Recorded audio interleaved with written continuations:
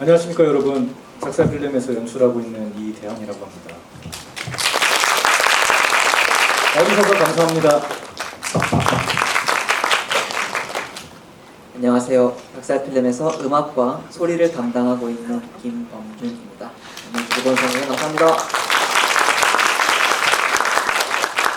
네, 안녕하세요. 작살필름에서 배우를 맡고 있는 도희준입니다. 귀중한 주말 시간 와주셔서 감사합니다. 네, 안녕하십니까. 작살필름의 횟수 3년차 구성원으로 활동하고 있는 주민찬입니다. 만나서 반갑습니다. 네, 안녕하세요. 저는 작살필름에서 배우와 여러 가지 일을 하고 있는 배우 이기탁입니다. 만나서 반갑습니다. 안녕하세요. 저는 영화 시작부터 죽임을 당한 배우 성화연이라고 합니다. 감사합니다. 네, 안녕하세요. 저는 첫 번째 해체에서 빅 좀비 역할, 그리고 두 번째 영화에서 빅 가이 역할 연기한 서유덕입니다. 안녕하세요. 네, 간단하게 소개를 먼저 나눠봤는데요. 저는 가장 먼저 궁금한 점이 이 작살 크루는 어떻게 만들어졌고 소개를 간단하게 좀 부탁드려 볼게요. 작살 필름은 2021년 초에 결성을 했는데 제가 이제 영화 연출 전공하고 나와서 이제 회사 프로덕션 생활에서 하고 있다가 영화를 안 만든 지가 거의 한 3년 가까이 되던 차에 영화가 너무 이제 하고 싶던 그런 절박함이 있었어요. 학생 영화 할 때 저랑 같이 하셨던 배우분들이랑 그 당시에 저랑 같이 작업 제일 많이 하셨던 범준 감독님이 생각이 나서 연락을 돌렸는데 바로 모이자 해서 한 달 만에 바로 재고도사를 만들고 그렇게 결성이 되었습니다. 네, 감사합니다. 그럼 저희가 지금 상영 순서대로 먼저 만나볼까 합니다. 상영 순서 해체부터 한번 질문을 드려볼게요. 제가 먼저 질문을 한번 해보고 싶은데 민찬 배우님, 네, 해체에서 다소 역할상 조금 초췌하다고 할까요? 좀 날카로운 이런 외형적 석길의 모습을 구현해 내셨는데 이 작품 속에서 이런 모습을 구상하게 된 계기가 있으시다고요? 네, 아시겠지만 아포칼립스 상황이잖아요. 얼마나 발발됐는지는 정확한 기간에 나와 있지 아니하지만 화면을 보시면 어느 정도 인류가 많이 소멸되어 있는 상태였고 그 상태를 생존에 직면해 있는 상황이라고 본다면은 기본적으로 일전에 코멘터리 영상에서 밝혔지만 생존에 능한 어떤 동물의 힘을 늑대라고 상징을 했었습니다.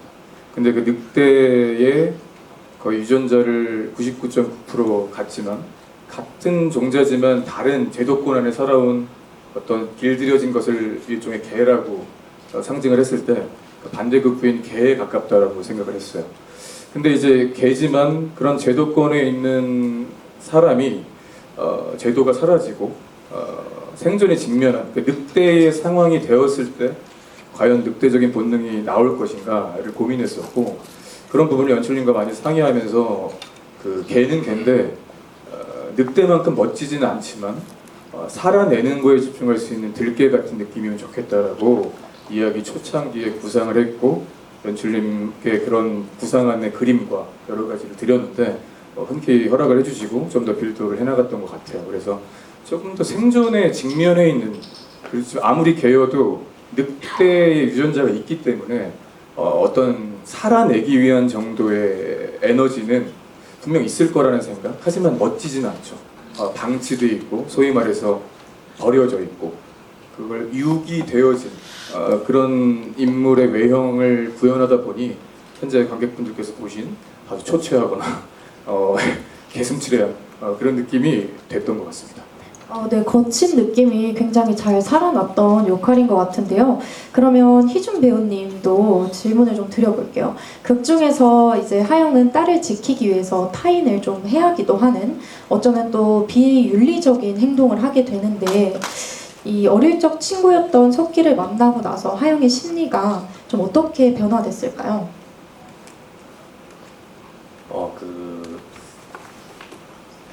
되게 이제 외로운 상황에 이제 고립되고 약간 내면에서 이제 계속 싸웠던 그 사람이 이제 이 정에 대해 고달팠다고 저는 생각을 했거든요. 말을 할 수도 없고 사랑하는 사람과 이제 사랑하는 딸이 이제 그 상태가 돼 있었고, 근데 그런 와중에 예전에 이제 과거의 그 내적 친밀감 그게 있었던 인물이 이제 석길이 나타났을 때 되게 저는 속으로는 반가웠다고 저는 생각을 했었어요. 그리고 그래서 이제 이 석길이 이제 어찌됐든 근데 그런 와중에도 이 사람이 얘기를 했을 때 아, 내가 이 사람이 소중한 사람을 해야겠구나라는 생각도 들었고, 그런데도 저는 이 사람이 가는 게 약간 좀 무서웠고 또 붙잡고 싶었고, 애틋하신데요. 그래서 더 애틋하게 나왔던 것 같아요. 지금처럼 굉장히 애틋했던 장면을 잘 살려주신 것 같아요. 극 중에서 가지마라는 대사를 했을 때 좀 처연하기도 하고 어려 보이기도 하고 그런 느낌이 났는데요. 지금부터는 관객분들 어떻게 즐기셨는지 좀 궁금합니다. 혹시 질문이 있으신 분은 용기 내어서 가볍게 또 손을 한번 들어주시면 마이크 이동 한번 부탁드릴까요? 네, 손 한 번만 다시 들어주세요. 감사합니다. 저희가 이제 순서를 해체부터 진행하고 있어서 해체 질문 먼저 받고 다음 질문 또 넘어가 볼게요. 해체에 등장하는 어린 아리언 역할을 하신 그 배우분이 모형이지만 이렇게 손가락을 씹는 장면이 나오는데 애가 연기하기는 그게 좀 아무리 소품이지만 힘들 것 같은데 연기하시는 어떤 보시는데 뭐 힘든 점이나 뭐 디렉팅 어떻게 하셨는지 궁금합니다. 그럼 먼저 디렉팅부터 한번 들어볼게요. 일단 오늘 그 손가락을 씹으셨던 예은 배우님께서 오늘 일정상 촬영 일정상 못 오셔서 너무 아쉬운데 제가 대신 답변을 드리자면은, 저희 비하인드 영상이 있긴 한데 손가락 상당히 씹으면서 너무 유쾌하게 웃었던 기억이 나거든요. 근데 오히려 저희가 굉장히 많이 걱정을 했어요.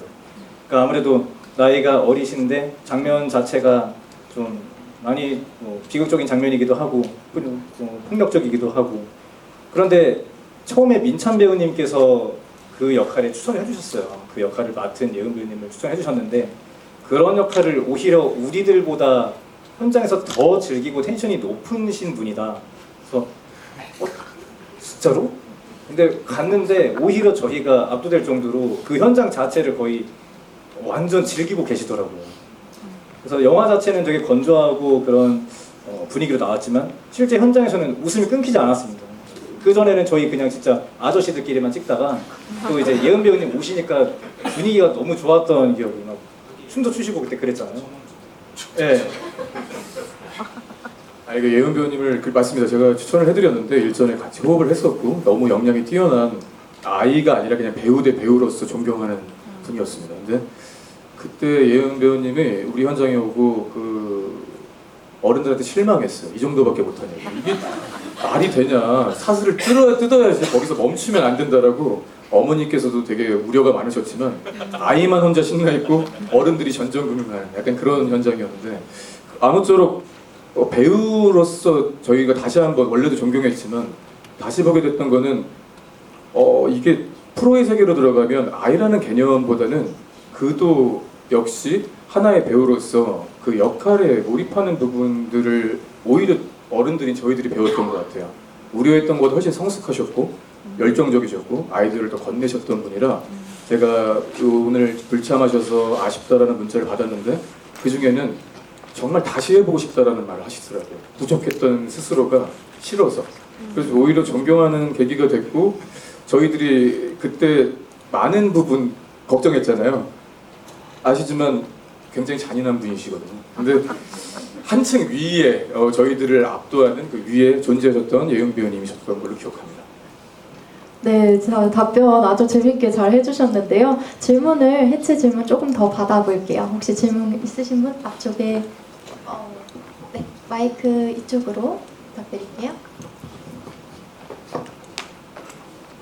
네, 우선 영화 너무 잘 봤고요. 하고 싶은 얘기가 되게 많은데 일단 저 간단하게 이 영화 보면서 좀 좋았던 점을 말씀드리면, 일단 환경적인 제약이 많았을 텐데 좀 다수 뭐 조악해 보일 수 있는 상황들도 굉장히 좀 용민하게 푸시는 그런 연출력이 되게 돋보였던 것 같고, 두 번째로 그리고 사운드 같은 경우도 굉장히 퀄리티가 높고, 그다음에 해야 할 일은 딱딱 하는데 너무 뻔하지 않은 그런 기능성이 굉장히 인상적이었고요. 그다음에 전 개인적으로 좀 대사가 있는 영화를 좋아하는데 좀 그런 거에 해당되는 영화였던 것 같아서 좀 그런 점이 많이 좋았던 것 같고요. 네, 뭐 연출 감독님과 열연을 펼쳐주신 배우님들께 감사하다는 인사를 먼저 건네고 싶습니다. 저는 개인적으로 굉장히 그 말초신경을 자극하는 그냥 좀 그거에 우선을 두는 영화라 생각했는데, 좀 해체 영화 볼 때 제가 착각일지 모르겠지만 어떤 좀 주제 의식을 좀 섞으신 것 같아서 약간 기분 좋은 뒤통수를 맞은 기분이었고요. 저 개인적으로는 해체가 이제 그 인물들도 조금 그 하영과 석길도, 하영은 조금 둥글둥글하고 석길은 조금 약간 네모난 느낌이 있는 것 같고, 좀 일부러 좀 배치되는 뭐라고 해야 될까요? 좀 상반되는 성질을 좀 배치하신 것 같아요. 그래서 저는 개인적으로 해체라는 그 작품 이름에 좀 반의어를 생각해봤어요. 그래서 약간 공생이라는 좀 그런 단어가 생각이 나더라고요. 그래서 뭐 좀 그런 메시지를 좀 어느 정도 좀 생각하신 건지 좀 그런 부분이 좀 궁금한 것 같습니다.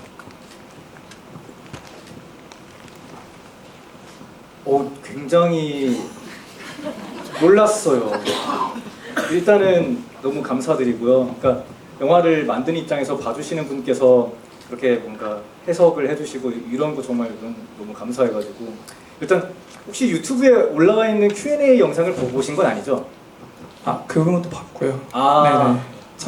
참고했습니다. 맞아요. 말씀하신 대로 하영이란 인물은 이름부터가 동글동글합니다. 곡선으로 되어 있는 이름이에요. 석길이라는 이름은 각진 이름이죠. 저는 그 두 명의 인물이 대립을 할 때 뭐 외형적인 거나 성격적인 거나 그 심지어 이름 그 각인조차도 대비가 확실하게 돼야 된다고 생각을 했어요. 근데 그 와중에 저는 또 그 장명을 할 수 있는 센스는 심각하게 부족한 사람이라 직접 연기하시는 배우분들께 제가 이런 둥글둥글 뭐 이런 이름 뭐 하고 싶은데 어떻게 하는 게 좋을까요? 직접 자기 역할을 이름을 지어주셨던 기억이 나거든요. 그리고 그런 관계에 대한 이야기, 그 인물을 통해서 결국 하고 싶었던 얘기는 뭐 공생을 말씀하셨는데 결국에는 밝게 풀어내지 않았잖아요. 그러니까 기본적으로 저는 성격이 되게 긍정적인 편이지만 뭐 믿든 안 믿으시든 긍정적인 편이지만 기본적으로 작품을 창작할 때는 굉장히 좀 다소 염세적인 생각을 많이 하는 것 같아요. 근데 그게 왜 그러냐면은 항상 밝게 생각하고 싶지만 실제로 세상에서는 그 모든 일들이 사람의 관계 때문에 시작이 되는데, 지금 얼마 전에도 팔레스타인이 또 침략을 해서 전쟁이 일어나서 몇천 명이 죽었고, 뭐 우크라이나나 러시아는 뭐 말할 필요도 없고요. 장기전으로 이어져서 사실은 어떤 그런 쉽게 풀릴 수도 있는 일, 두 인물은 원래부터 친했던 인물이고 밤 동안 굉장한 유대감을 잠시 동안 나눠요. 근데 그게 한순간에 그냥 바로 사라져버리죠. 되돌릴 수 없는 관계가 되어버리죠. 저는 그게 그 당시의 관계에 대한 생각을 하고 있었지만은 더 나아가서 약간 그런 사회 인간이 만났을 때 어떻게 되는가. 혼자 있을 때는 외로워해요. 둘이 만나면 서로 싸워요. 저는 그게 인간이라고 생각을 하기 때문에 그런 거를 좀 중점적으로 나타내고 싶었어요. 감사합니다. 네, 아주 심도 있게 또 대답을 잘 해주셨는데, 네, 다음 분 혹시 손 들었던 분 가운데로 한 번만 마지막 질문 받아볼게요.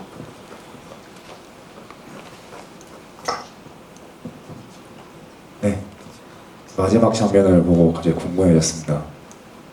딸 예은이가 아버지 하영을 완식하기까지 얼만큼의 시간이 걸렸을까요? 아주 새로운 관점의 질문인데요. 혹시 드신 분께서 그러면 드신 분이 얼마나 걸렸을까요? 저는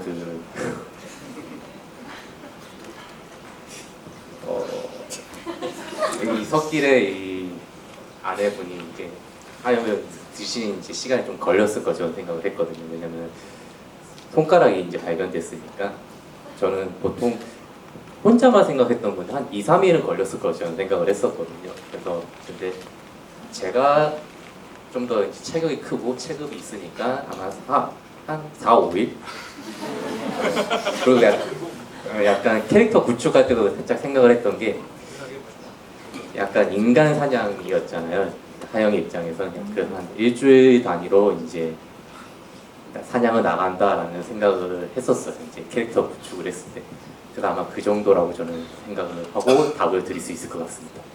네, 굉장히 디테일한 4, 5일 정도 걸린다 합니다. 자, 그러면 다음 작품도 한번 만나볼게요. 저희 걸작으로 한번 넘어가 볼 건데요.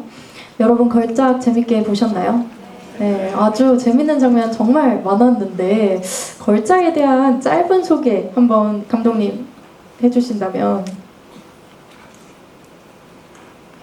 걸작은 저도 잘 모르겠어요, 사실 지금 와서는. 근데 개인적으로는 이거를 저희가 기획할 때는 완전히 다른 얘기였는데 재고조사는 굉장히 러프하게 저희가 진행을 했었거든요. 러프하게 진행을 하고 나니까 우리 다음에는 뭔가 인물 관계가 딱 있고 내러티브가 있는 걸 하자라고 했을 때 저희가 얘기했던 이야기가 따로 있긴 했었어요. 근데 그걸 들었을 때 이거는 우리가 아니어도 충분히 다른 사람이 더 잘 만들 수 있는 얘기다라는 생각이 들어서 그 당시 아마 제가 굉장히 좋게 들었던 얘기가 우리 위대하신 봉준호 감독님께서 그 개인적인 것이 가장 특별한 거라는 말씀을 남기셨던 게 기억나서 개인적인 얘기 넣는 걸 저도 되게 좋아하거든요. 그래서 저는 이제 뮤직비디오 같은 작업을 하다 보면 아티스트 분들을 많이 만나게 되는데 가끔씩 정말 굉장히 자신의 고집이 세신 분들이 있어요. 사실은 창작을 하고 예술하시는 분들은 무조건 그런 아집이 어느 정도는 있어야 성립이 된다고 생각하지만 그게 지나치면은 무조건 자신이 정의가 되는 사람들이 있죠.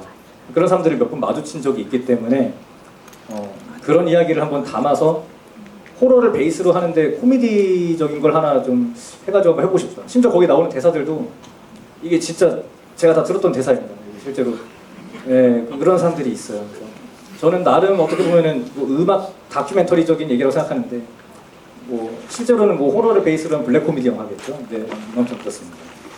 네, 그래서 그런지 이미 걸작 작품은 8개국 이상으로 미국 중심으로 아주 많은 수상을 하고 있는데요. 그럼 주연으로 나오셨던 두 분께 질문도 한번 드려볼게요. 보통 유덕 배우님 같은 경우는 꼿꼿하게 자기 의견이 완전히 서 있는 사람이라면 뮤직비디오 감독하셨던 배우님은 조금씩 변화하는 과정을 보여주셨는데 유덕 배우님 죄송합니다. 행동이 이렇게 빠르신 줄 모르고 미리미리 준비를 해주시는 바람에 저는 궁금한 게 정말 씬 스틸러로 나오셨잖아요. 처음에 나오실 때부터 혹시 본인이 꼽는 최고의 씬과 비하인드가 있다면 네. 그 최고의 씬? 제가 비하인드 한 가지 말씀드리자면 이제 그 빅가이의 작업실이 이게 어떤 그 용인 어디 모처에 있는 어떤 장소를 대여해서 이렇게 촬영을 했었는데 비닐하우스 안에가 작업실이었어요. 그래서 그 비닐하우스를 이제 대여를 해서 촬영을 진행했는데 그날이 한 재작년 10월쯤이었는데 아침이 좀 추웠었어요.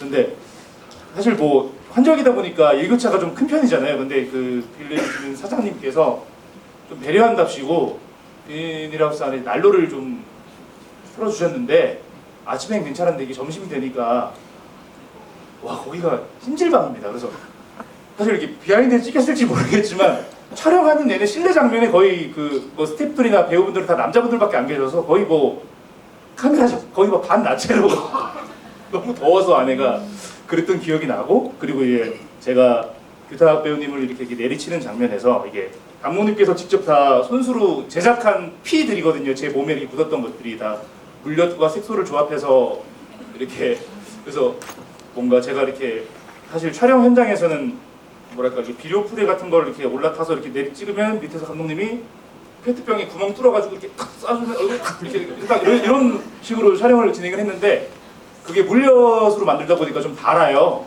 입에 닿으면 그게 이제 그 상태로 숲으로 들어가면 벌레들이 잔치가 벌어집니다. 달다 벌레들이 제 몸에서 잔치를 막 벌이고 그랬던 기억이 나요. 지금 뭐죠? 확실한 답변을 잘 해주셨는데 저도 비하인드 영상을 봤었는데 그렇게 그렇게 단 거를 바르시고 보통 땅에 맨 땅에 누워 계시더라고요. 아, 네네네. 혹시 그 이유에 대해서 네? 설명하실 게 혹시 있으실까요? 맨 땅에 제가 누군 이유야? 네. 벌레가 많았는데 몸에 붙지 않았을까요? 그게 그러니까 뭐랄까 달라붙은 땅에 있는 벌레들보다 이렇게 조그만 날파리 같은 것들이 많이 달라붙었었는데 걔네가 작다 보니까 또 이렇게 물엿이 끈적끈적해요. 붙어서 지들이 못 날아가요. 그래서 뭐 하여튼 그렇는데 땅바닥에 누운 이유 간지러워가지고 이제 긁은 곳이 그렇습니다. 간지러우셨다고 합니다. 나무랑 뭐 그렇습니다. 감사합니다. 네, 그러면 또 다른 질문 한번 해볼게요. 기탁 배우님, 네, 뮤직비디오 감독이 굉장히 밀도 있게 꾸며졌는데 이 작품을 받아보시고 의 느낌과 해내고 나서 다시 보시니까 또 느낌이 어떻게 되셨는지. 아쉽죠. 너무 아쉽죠. 물론 할 때는 최선을 다해서 했지만 이게 여기 계신 분들도 다 배우분들 몇 분 계시는 걸 알고 있는데 자기 연기 못 봐요. 민망해가지고 너무 못해 보이는 것 같고 목소리조차도 너무 듣기 싫고 막 꼴보기 싫고 그런데 어쨌든 연출과 편집과 음향이 잘 해주셔가지고 대단하네요. 버티면서 볼 수 있어요. 그 캐릭터를 처음 구축하실 때는 어떤 느낌으로 좀 구축을 하셨는지. 이 영화를 보고 관객분들이 좀 속 시원했으면 좋겠다라는 생각을 했어요. 일단 그거를 기반으로 잡고 구축을 해 나갔고요. 살면서 하고 싶은 말을 못 하면서 살아갈 때가 많잖아요. 이제 그런 사람들을 위해서 이제 이 캐릭터를 연구를 했고 좀 봤을 때 위안이 됐으면 좋겠다라는 생각으로 구축을 해 나가고 그렇게 실현을 하려고 노력을 많이 했습니다. 연기를 너무 잘해주셨는데 겸손이 아주 지나치신 게 아닌가 싶습니다. 그러면 마이크 이번에도 한번 돌려서 질문 한번 받아보겠습니다. 네. 또 질문 한 번 더. 네, 극 중에서 주인공으로 나오는 감독은 그 춤 퍼포먼싱을 보고 난 이후에 전화를 하러 갑니다. 그리고 그때부터 진정한 극대노가 시작이 됐는데 네, 쌍욕이 그때부터 나오고 네, 그렇게 되게 기괴한 춤들이 이렇게 짝짝짝 편집이 돼서 빠르게 지나갔지만 실제로 극중 안에서 도대체 그거를 몇 분 동안 서서 보고 있었길래 근데 극대노를 시작하게 된 건지. 계속 참신한 질문 너무 좋습니다. 네, 몇 분 정도 보셨을까요? 제 체감상 1시간이 넘는 걸로. 근데 그 극대노를 하기 전에 계속 빌드업을 해가죠. 참아가고 있죠. 그게 이제 저는 저의 예술 세계가 이렇게 확고한 있는 사람인데 사회생활을 하며 이제 습득을 한 거죠. 이 사람을 맞춰야겠다라는. 근데 이제 그 춤을 보고 1억이라는 걸 보고 왔는데 그 춤을 보고 나서 거기서 터진 거죠. 참 좋다. 오래 참으셨습니다. 감사합니다. 네, 지금도 약간 화가 나신 것 같은데. 네, 다른 질문 한번 또 받아보겠습니다. 네, 앞쪽부터 한번.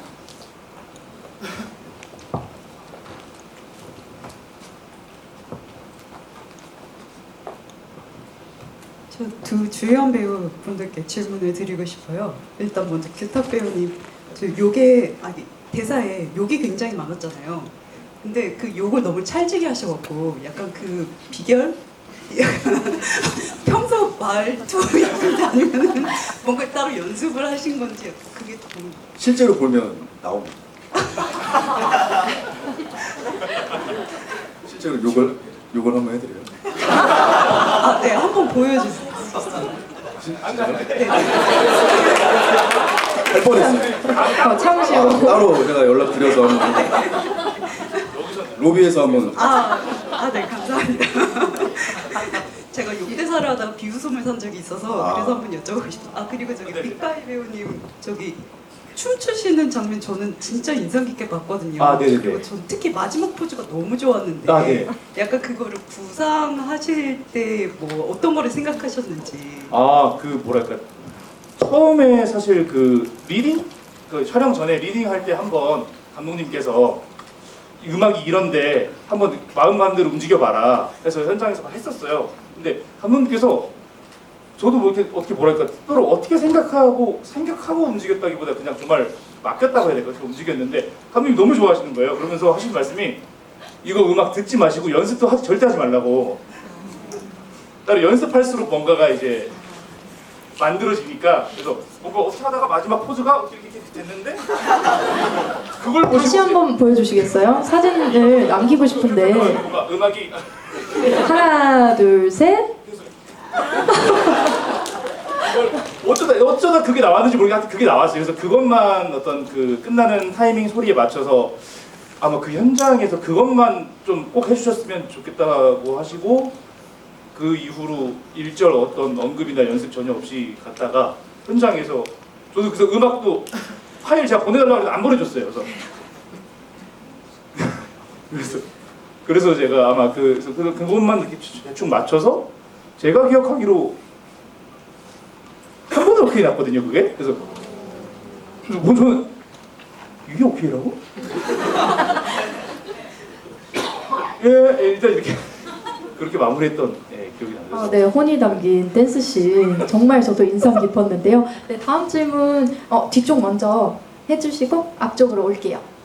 먼저 손을 들어주셔가지고 네.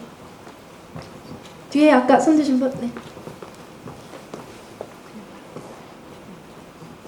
우선 너무 작품 잘 봐서 감사드리다는 말씀 드리고 싶고요. 빛가이 배우님한테 질문 드리고 싶은 게 네. 있는데 마지막 장면에 웃는 장면에 네네. 너무 인상 깊게 남아가지고 꼭 드리고 싶었던 질문인데요. 네. 마지막에 웃으실 때 어떤 느낌이랑 어떤 감정으로 웃으셨는지 물어봐도 될까요? 그게 이제 뭐랄까 어떤 거사를 치르고 이렇게 와서 닦으려고 어떤 되게 복잡한 감정 속에서 이렇게 목을 닦으려고 수건을 이렇게 댔는데 거울을 피가 얼굴에 흐름이 낭자한 어떤 본인의 모습을 보고 뭐랄까 어떻게 보면 굉장한 어떤 그 자기의 나르시즘 같은 건데 막 되게 이렇게 그 모습에 스스로 되게 만족한 거예요. 뭔가 그게 이제 그 모습뿐만 아니라 이거 진짜 어떻게 사고 회로가 그렇게 되는지 모르겠지만 정말 제 스스로 그 역할 스스로 뭐랄까 오늘 이 사람 앞에서 나의 걸작을 보여준 것 그리고 이런 대화를 통해서 내가 뭔가 분노해서 때린 것 거울 본 것까지를 뭔가 그 역할 스스로가 생각하기에 하나의 어떤 예술이라고 생각했을까요? 그래서 그거에 뭔가 어떤 활용정점 같은 이걸로 완성됐다라고 스스로 되게 느꼈다고 생각을 했던 것 같아요. 그래서 뭔가 어떤 그런 게 뭔가 오늘 겪었던 일들이 툭 지나가면서 이걸로 완성이다. 뭐 약간 이런 감정이지 않았을까 생각이 들었어요. 답변 감사합니다. 예? 아 예. 그 부분에 대해서 약간 첨언을 해드리고 싶은 게 있는데 그때 그 빛가이가 거울을 보고 피가 낭자한 얼굴 이렇게 막 닦으면서 갑자기 그냥 지 혼자 웃잖아요. 이게 실제 제가 이제 작성할 때 말씀드렸던 의도가 어떤 거였냐면 되게 비슷한데 여태까지 만들어 놓은 작품들이 사실 작품이라고 부를 수가 없는 민망한 그런 결과물들이었잖아요. 근데 이 사람이 그런 과정을 지나고 거울을 봤을 때 그 자신의 모습 봤을 때 이 사람은 이제 성공했다. 내가 진짜 결국에는 걸작을 만들었다. 물론 그 인물의 기준인 거죠. 뭐 완전 또라이니까요.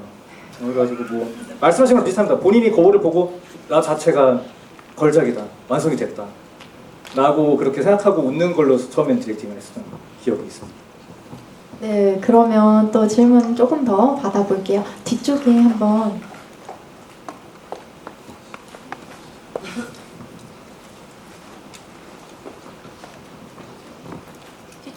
뒤쪽이요. 더 뒤쪽. 네, 먼저 받을게요. 감사합니다. 네, 세 편 영화 전부 너무 잘 봤고요. 전 감독님한테 여쭤보고 싶은 게 걸작에서 아까 이제 얘기해 주신 게 그 이제 고집 부리는 예술가들에 대해서 뭔가 좀 이제 속 시원한 그런 이야기들을 이제 해주셨잖아요. 그래서 저는 근데 보면서 욕을 해주실 때 그때도 이제 시원함을 받고 대리만족을 느꼈지만 그 감독이 무례함에 대해서 예술가가 내려칠 때에도 이제 좀 속 시원함을 받았거든요. 그래서 저도 이제 예술을 공부를 했고 하고 있는 도중에 감독님한테 여쭤보고 싶은 건 우리가 예술을 하는 도중에 만나는 그런 무례한 사람들에 대해서 이제 또 만날 때가 있잖아요. 그때의 그런 감정들도 같이 들어가서 두 가지가 그런 스탠스를 전부 일부러 이제 그렇게 넣으셔서 공감대를 형성하신 건지 그것이 궁금했습니다. 일단은 해체도 그렇고 걸작도 그렇고 두 인물이 대립하는 이야기로 만들었잖아요. 근데 이게 제가 어떤 캐릭터에다가 대입해서 이야기를 쓴다라는 거는 있어도 사람들이 봤을 때 한쪽으로만 치우치지 않아야 어떤 사람은 이쪽에도 이입을 할 수 있고 어떤 사람은 이쪽에도 이입을 할 수 있고 어떤 게 사실 또 옳다고만 할 수가 없잖아요. 그 예술가가 살인을 통해서 예술을 본인이 한다고 하는 완전 정신이 맛이 가버린 사람이지만 이 사람의 기준에서 봤을 때는 뮤직비디오 감독이 한 행동이 이 사람한테는 무리한 행동인 거예요. 눈 뭐 한 개 있는 사람들만 있는 마을에 가면 우리 같은 사람이 장애인 취급이 되듯이.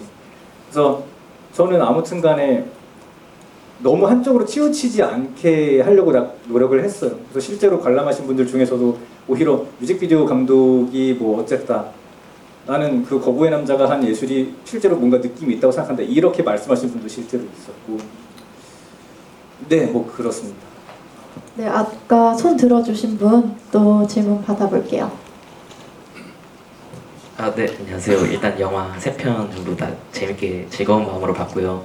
아주 궁금한 게 3편에 다 연속적으로 나오는 내려 찍는 장면들이랑 그 비슷한 느낌의 그 사운드들이 어떻게 보면 작살 필름의 하나의 시그니처처럼 일부러 의도하신 건지, 그리고 이 영화의 전체적으로 보면 사운드적으로도 굉장히 신경을 많이 썼던 것 같은데 좀 어떤 의도와 생각으로 그렇게 작업하신 건지 궁금해서 한번 여쭤봤습니다.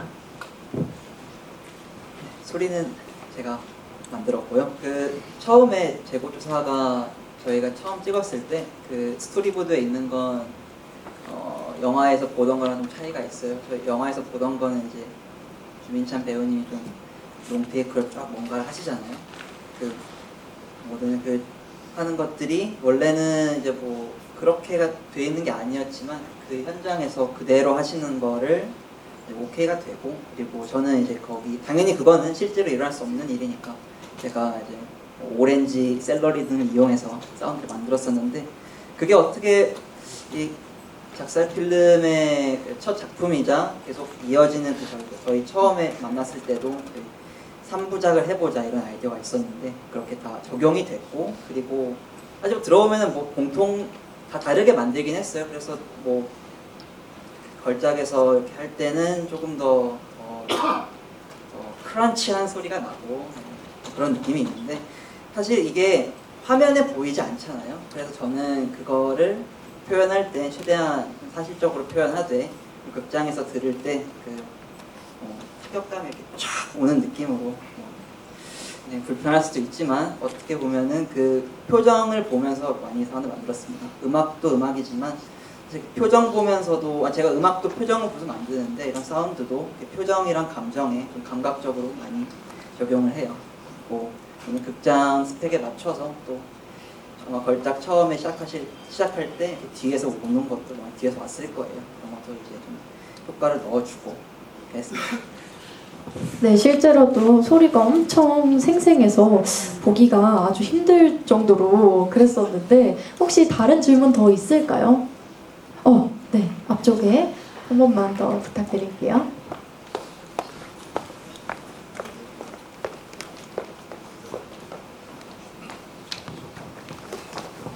저 개인적으로는 가장 인상적이었고 제가 생각할 때 가장 완성도 높은 작품이 아닐까 저는 그렇게 생각하고요. 이 작품은 약간 기본적으로 대낮에 펼쳐지는 공포라서 뭐 약간 미드소나처럼 좀 그런 점이 굉장히 인상적이었고 탁월한 점이라고 생각을 하고요. 그다음에 이제 뭐 감독님께서는 이제 그렇게 말씀하셨지만 일단 이제 우리 사회에서 약간 뭐 정서지능이라고 해야 할까요? 이제 그런 부분이 떨어지는 분들이 있어요. 사실 이제 섞이다 보면은 좀 그런 부분에서 좀 불편함이 있기 마련이고요. 이제 저도 그런 부분에 있어서 또 이제 또 그 규탁 배우님께서 굉장히 또 약간 또 연기를 되게 찰지게 잘해주셔가지고 저 같은 경우 그냥 사이다를 느꼈고 그랬는데 이제 아무래도 이제 관객분들은 이제 규탁 배우님 이제 감독 역할에 좀 그 공감이 많이 실릴 것 같아요. 근데 이제 저기서 아쉬움 아닌 아쉬움인데 이제 한편으로 좀 응원했거든요. 이렇게 근데 어쨌든 결국에는 이제 밑가이가 물어본 대답에 허접하지 않게 굴복하지 않으면서 어쨌든 지지하는 듯한 느낌을 주긴 하셨지만 어쨌든 이렇게 죽었잖아요. 그래서 좀 개인적으로 아쉬웠거든요. 그래서 뭔가 약간 살짝 무력함을 느끼기도 했습니다. 그래서 뭐 아쉬움이란 건 아니고요. 그래서 혹시 그 결말을 좀 약간 바꿀 생각도 하셨었는지 그런 점이 좀 궁금합니다. 단언하건대 없었습니다. 왜냐하면은 사실은 뭐 정의 구현을 하고 규탁 배우님이 거기서 살아서 나가는 엔딩으로 해도 되죠. 뭐 마치 뭐 겟아웃 같은 엔딩처럼. 근데 그게 제 취향이 아닌 것 같아요. 그러니까 아까 말씀하신 대로 그 거울을 쳐다보는 그 표정에 대해서도 이렇게 질문이 있었잖아요. 그 본인이 이런 행위를 함으로써 뭐 본인이 그런 걸 완성했다. 그 캐릭터가 가지고 있는 제일 모순적이고 충동적이고 크리피한 부분이 제일 나오는 장면이기 때문에 저는 어떻게 보면은 이 빌드업 하는 게 결국에는 그 엔딩을 위해서 달려간다고 생각하거든요. 그래서 그게 없이 규탁 배우님이 만약에 조인군하고 떠나버리면은 실제로는 그렇게 돼야 되겠죠. 이건 영화니까 그런 거고 실제로는 그렇게 돼야 되겠지만은 아무래도 그 작품이 가지고 있는 결에 맞는 엔딩으로 가다 보니까 처음부터 저는 사실은 죽는 역할이라고 생각을 했어요. 내가 맞는 거를 주장하다가 죽는다. 마치 어떻게 보면은 저는 독립투사 같은 캐릭터라고 생각을 해요. 그러니까 이전 회차에서도 똑같은 질문이 있었는데 맞는 와중에도 그 처음에 희준 배우님이 맡은 캐릭터는 그래 너 정말 대단한 예술가야 라면서 내키지 않는데도 얘기를 하잖아요. 근데 이 캐릭터는 그런 고통을 느끼면서도 절대 타협을 하지 않는단 말이죠. 내가 가지고 있는 신념을 잃지 않는단 말이죠.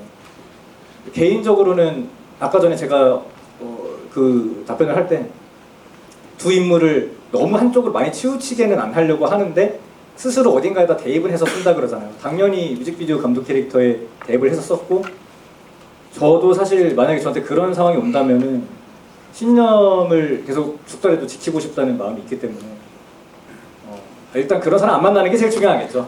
네, 그렇습니다. 네, 굳건한 마음까지 잘 전해 들었고요. 다음으로 한번 넘어가 볼게요. 마지막 작품 재고조사 만나보셨는데요. 실제로는 이 작품이 가장 먼저 만들어졌음에도 불구하고 제작비는 아주 놀랄 정도로 최소인데 또 등장하니 14개국, 유럽, 북미, 남미 포함 최우수 단편 영화상, 최우수 음향상, 나무주연상까지 셀 수 없는 상을 받았습니다. 모든 세 작품 모두 수상을 많이 했지만요. 여기에 대해서 감독님 어떻게 느끼시는지. 처음 만들고 제작비도 적었지만 수상을 엄청나게 한 것에 대해서. 사실 재고조사가 저희가 처음 만나서 디렉회의를 하고 편집이 끝나서 영화제 출품하기까지 한 달 만에 모든 과정이 이루어졌어요. 진짜로 우리가 같이 호흡을 확인하는 게 목표였기 때문에 다들 저와는 같이 일을 해봤지만 우리가 같이 팀으로서 모여서 뭔가를 해보는 건 처음이었어요. 근데 이미 다들 그때 우리 되게 이번에 처음 같이 해봤지만은 알던 사람처럼 뭔가 좋았다, 너무 좋았다 그런 느낌이 들어서 되게 좋았었고 근데 질문이 뭐였죠? 예, 그렇게 러프하게 한 거기도 하고 제작비가 말씀드리자면 저희가 단돈 40만 원으로 만든 영화예요. 사실 걸작이나 해체도 별 다를 바가 없습니다. 우리가 자체적으로 프로듀싱을 하고 우리의 인건비가 안 들잖아요. 우리가 가지고 있는 능력으로만 하는 거기 때문에 뭐 장비 빌리고 그때 뭐 옷 사고 밥 먹고 육개장 사발면 사고 진짜 그런 거 말고는 안 들어서 40만 원으로 제작을 했었고 근데 사실 그 재고조사보다 훌륭하고 멋진 영화들은 전 세계에 얼마든지 많죠. 근데 그거 하나는 자신 있게 말을 쓴들 수 있는 것 같아요. 40만 원이라는 돈으로 그 짧은 기간 동안 즉흥적으로 만든 영화가 그래도 뭐 산티아고 국제 호러 영화제나 뭐 인솔리토나 약간 장르 영화제라고 하면 좀 쳐주는 데서 또 초청을 받고 상영을 했다. 저는 뭐 되게 감사한 일이라고 생각을 합니다. 근데 다음에는 더 많은 예산으로 만들어 보고 싶어요. 네. 열심히 해야 되겠죠? 작품 순서는 이제 재고존사를 먼저 만들고 다음이 걸작, 그 다음이 맨 처음 본 해체를 만들게 됐었는데요. 그러면 민찬 배우님께도 질문을 한번 드려볼게요. 제가 사실 진행자로서 미리 영화를 봤었거든요. 근데 집에 가서 정리하면서 깜짝 놀랐던 게 이 극이 대사가 없다는 거를 집에 가서 알았거든요. 여러분 혹시 느끼셨나요? 너무 꽉 차 있어서 대사가 없었나? 라고 느낄 정도였는데 그 연기의 모든 것들이 경험에 비롯해서 나왔다고요. 이게 이제 오해의 소지가 있으니까 바로 잡고 싶은데 이게 경험이 있으면 사회면에 나옵니다. 이게 그런 식으로 유명해지고 싶진 않거든요. 원래도 유명세를 그렇게 원치는 않지만 정정하자면 이제 어떤 그 인물의 전반부라고 말할 수 있죠. 극으로 크게 가이드를 치자면 1막, 2막으로 구성됐다고 볼 수 있는데 1막의 경험을 이야기하시는 거죠? 네, 네. 2막의 경험을 하면 여러분 앞에 설 수가 없습니다. 오늘 부모님도 와 계신데 큰 불효가 되거든요. 그래서 어쨌든 1막에 관련돼서 밝혀보자 합니다. 그렇죠. 제가 지금도 물론 부족하지만 이렇게 이 업으로만 생계를 유지한 지가 3년이 채 안 됐어요. 물론 당연한 일이고 그마저도 감사하지만 여기 계시는 수많은 동료분들도 아실 겁니다. 많은 분들이 이 업을 이어갈 때 당연스레 아르바이트를 유지를 병행해야 된다는 것을 저도 끊임없이 했었고 단 한 번도 쉬지 않았죠. 근데 이제 그 20대 초반 때 그런 경유했던 여러 가지 아르바이트 중에서 물류창고 일을 했었어요. 그 화성시에 있는 농담읍에서 셔틀 콤비버스를 태워가지고 새벽부터 데려가서 빠져나올 수도 없는 숲에 있는 물류창고였죠. 그때 그 대기 장소 컨테이너 박스인데 그 컨테이너 박스 안에 있으면 선임분들이 이렇게 보름달빵이나 이런 거 막 갖다 주세요. 빵 같은 거 먹으라고. 그분들 중에 두 분이 있었는데 한 분은 거친 외면이었지만 속이 약간 좀 포근하신 분. 한 분은 되게 자상했고 빵도 그분이 사다 주신 건데 딸기우유도. 근데 이제 그분 같은 경우는 너무 포근했지만 예를 들면 편에서 또 다가갔을 때 물론 저희가 선을 넘었을 수도 있지만 무시당했다는 느낌이 있었나 봐요. 그래가지고 중간에 어떤 그런 열등감이라고 표현하면 좀 그런데 이렇게 나랑 같은 급으로 보지 말라는 느낌으로 급격히 신경질적으로 돌변하시는 거예요.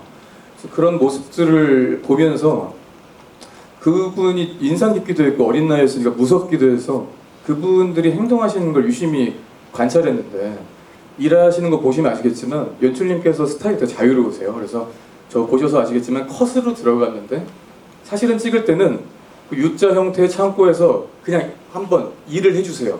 카메라 그대로 가겠습니다. 라고 한 거예요. 끊지 않고. 그리고 이제 화면에선 커트로 이제 중요한 분을 써주셨는데 왜냐면 일을 저도 꽤 오랫동안 했던 터라 그 선임분들의 업무 형태, 어떤 디테일들이 있는지를 많은 시간을 도왔었고 그 시간을 다 기록을 해놨었는데 요 시간이 왔었을 때 그런 부분들을 녹여낼 수 있었고 일들과 그분들의 표정이 어릴 때 인상적이었거든요. 그러니까 엄청 열정적이도 않지만 책임감까지는 아니고 탈 없을 정도만 일하고 가자. 이분들의 마인드가 그랬었어요. 그래서 무리도 없지만 특별하게 이게 무슨 논란도 없을 만한 그 남성분들은 아시겠지만 군대에서 중간만 하자라는 말 있잖아요. 정도 받지 않고 그렇다고 막 뛰어나다는 칭찬도 받지 않는 그 선만 하고 퇴근하자인데 그런 분들의 표정과 느낌 그리고 더불어 말씀드리자면 엔딩 장면의 라면 장면도 제가 워낙 그날 촬영 때 안 먹어요. 얼마나 배고팠겠어요. 그래서 그 라면의 향기가 폐부를 찔렀죠. 근데 먹으려고 하자 연출님이 직감하신 거예요. 저의 식탐을. 그래서 이건 후루룩 짭짭이면 안 된다 하셔가지고 연출님께서 이건 사료처럼 먹었으면 좋겠다라고 디렉티브를 주셨고 내가 소비한 칼로리만큼만 먹고 끝내는 그래서 되게 무미건조하게 먹느라 힘들었답니다. 네, 그게 가장 인상적이거든요. 했던 이유가 있었던 것 같은데요. 관객 질문도 이어서 벌써 네 먼저 앞쪽부터 하고 넘어갈게요. 네, 저는 이 작품을 즐길 때 처음부터 끝까지 어떠한 설명이 없이 그냥 쭉 진행이 되고, 그래서 저는 어떠한 의문도 가지지 않고 이 작품을 저만의 감상과 추측으로 제 마음대로 커스텀해서 즐기려고 합니다. 어쩌면 감독과 친하다는 거는 이런 것들을 모두 물어볼 수 있는 장점이 있기도 하지만 물어보지 않으려고 하는데, 하지만 단 한 가지 오피셜한 대답을 얻고 싶은 거라면은 도대체 그 시체는 왜 정장을 입고 군화를 신고 있었는지 그것만큼은 답변을 얻고 싶습니다. 왜 정장이랑 군화 착장에 대한 질문이죠. 그렇습니다. 그거 그 시체를 날라보신 그런 분은 없겠죠. 그럼. 그러니까 사람을 이렇게 아예 힘이 빠져 있는 그 60-70kg의 이런 남성을 옮겨 본다. 쉬운 일이 아니에요. 그러면은 이 바닥에 신발이 다 긁히거든요. 근데 군화는 우리가 현장에서 막 쓸 수 있는 유일한 신발이었어요. 그 다들 아시잖아요. 노가다 갈 때도 하고 막 신을 수 있는 신발이잖아요. 아마 근데 군화조차도 버티지 못했을 겁니다. 좀 달았었을 거예요. 그 정장 입힌 이유는 정장 입힌 이유 직접 말씀하시죠. 입으셨던 분. 제가 연기한 배우입니다. 그 시체는 그 음악과 사운드지만 거기에는 그 정장 입은 남자는 저예요.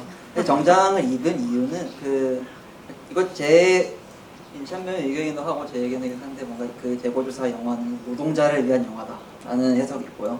뭐 그거에 반대로 그 노동을 하게 하는 위치에 있는 사람은 이제 와이칼라 입고 정장 입는 이런 이유로 그때 규탁 배우님 그 금시계 불려줘서 금시계를 차고 그리고 굉장히 또 이태리 벨트 하고 신발은 그게 좀 없었기 때문에 신발은 분화로 대체를 했고요.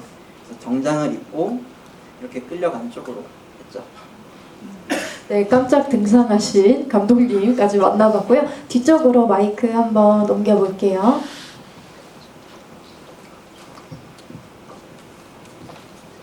네, 먼저 작품 너무 잘 봤고요.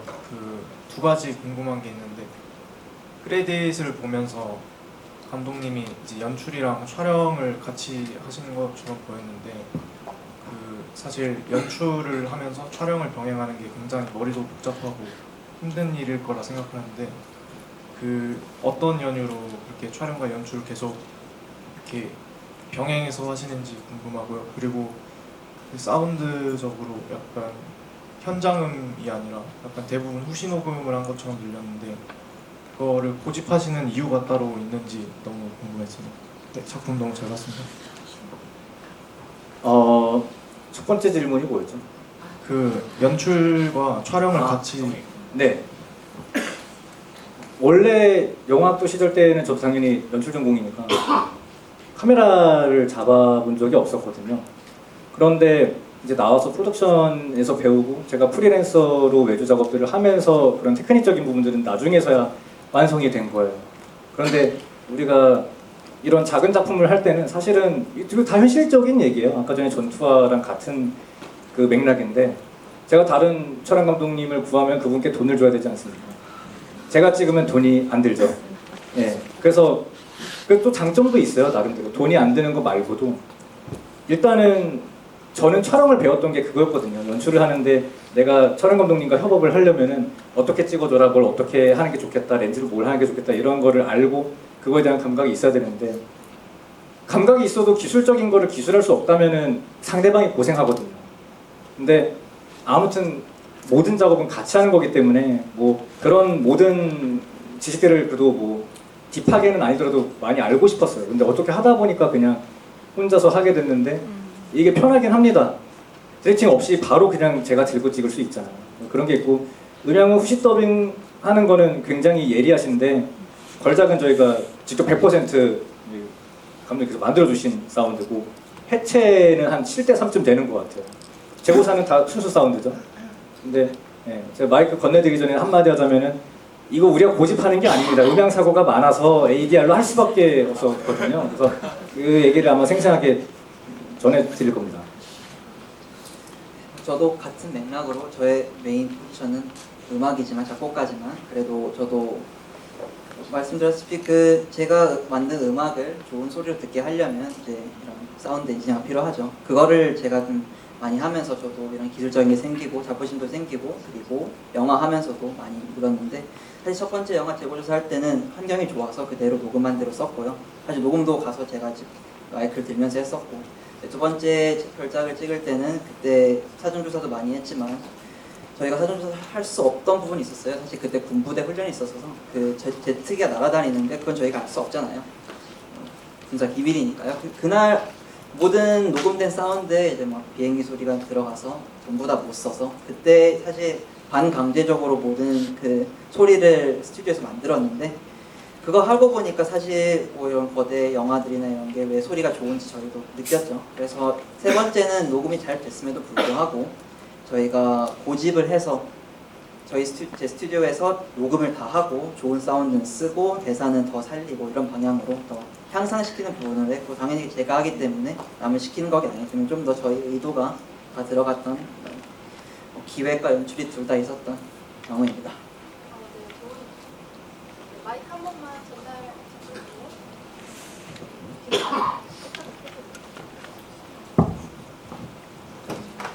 안녕하세요. 우선 좋은 작품들 내볼 수 있게 해주셔서 너무 감사드리고요. 저는 그냥 전체적으로 아까 규탁 배우님께서 말씀해주신 것처럼 그 작품이나 인물 통해서 어떤 메시지를 전달하고 싶으셨다 이런 말씀을 그냥 들어보고 싶습니다. 여쭤보고 싶습니다. 배우님. 네. 감독님께서 먼저. 아, 감독님께서. 연기요? 그러니까 모든 작품들 통해서 어떤 메시지를. 메시지를 전해주시고 싶으셨는지. 메시지를 그럼 키워드로 간단하게 각 정리해볼까요? 작품마다 어떠한 메시지요? 사실 제가 어떤 메시지 넣느냐보다 사람들이 어떻게 받아들인지가 더 중요한 것 같고요. 재고조사는 진짜로 그 인디그라운드 DB에 재고조사가 해시태그 인권 해시태그 노동이 들어가 있어요. 근데 밝히자면은 우리는 농담 삼아서 노동영화 인권영화 하는데 저는 실제로 뭐 그런 의도로까지 만든 건 아니고요. 근데 보는 사람들이 뭐 그런 우리가 그냥 장난으로 약간 넣은 그런 진짜 딥하게 넣은 의도가 아니어도 뭐 화이트 칼라와 뭐 그런 노동자의 뭐 대립을 다룬 거다라던가 뭐 실제로 뭐 금시계랑 뭐 싸구려 시계랑 뭐 넣기도 하긴 했었는데 그게 제가 무슨 사회적인 메시지를 넣거나 뭐 메인 테마를 뭘로 하겠다 이런 거 없었거든요. 그냥 보고 느끼는 질주하는 장르물이고 저는 아무튼간에 그 이 살부터 근육부터 뼈에 들어가서 걸리고 안 돼서 뼈를 부수고 뽑아내고 거기에 사실 우리가 신경을 많이 썼거든요. 그냥 메시지보다는 그 장르물 자체로서의 기능에 집중을 되게 하고 싶었던 영화고 걸작도 뭔가 메시지를 내세우기보다는 그냥 평소에 느꼈던 거를 쓴 것 같아요. 그러니까 우리가 이런 얘기는 너무 사람들이 많이 싸우고 하니까 이런 얘기를 너무 심각하게 다루기보다는 두 그런 자기 고집 센 사람이 나와서 이렇게 하는 거 그 옛날에 뭐 그런 영화도 있었던 것 같은데 전쟁터 허허벌판에서 두 남자가 서로 다른 나라 군인인데 같이 지뢰를 밟은 거예요. 엄청난 블랙 코미디거든요. 그거 자체로 그런 것도 생각이 났었고 해체는 사실 유일하게 좀 정서적으로 담은 게 있었습니다. 그 말 그대로 보여진 대로 두 남자를 통해서 관계에 대해서 설명을 하려고 했고 두 남자가 아무튼간에 하룻밤 동안 굉장히 깊은 정서적 유대감을 느끼지만은 그거는 단 하나의 뭔가 이 삐끗하는 것 때문에 돌이킬 수 없는 걸로 그냥 돌아버리잖아요. 그런 거를 보여주면서 뭐 사람은 한 명이 있으면 스스로는 외롭다고 생각하는데 또 다른 사람이 오면은 외롭진 않지만 서로 항상 싸우죠. 그런 그 사람의 그런 본능적인 거, 관계에 대한 거 그런 걸 놓으려고 해체만 좀 유일하게 좀 노력을 했던 것 같아요. 괜찮나요, 답변이? 네, 감사합니다.